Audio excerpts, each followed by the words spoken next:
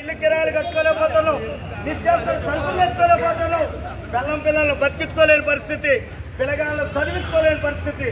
ఇవాళ మనోళ్ళు ఈ మధ్యకాలంలో బతకలేక యాక్సిడెంట్లు అయ్యో ఆత్మహత్యలు చేసుకొని చచ్చిపోతున్నారు. అంత దారుణమైన పరిస్థితి. మొన్న ఈ మధ్యన మన ఒక సభ్యుడు ట్రైన్కి ఎదురుగా వెళ్ళిపోయాడు. ఆడుకున్న కష్టాలు గోపాలు అని ఆ సభ్యుడు ఆ విధంగా చనిపోయాడు.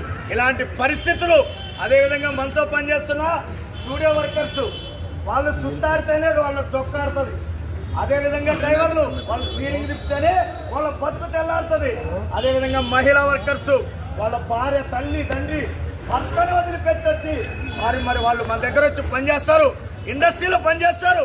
అలాంటి వాళ్ళకి ఇవాళ వేతనం ఇవ్వడానికి రోజు రోజుకి కాలయాపన చేస్తుంది cinema industry. Down down cinema industry down down.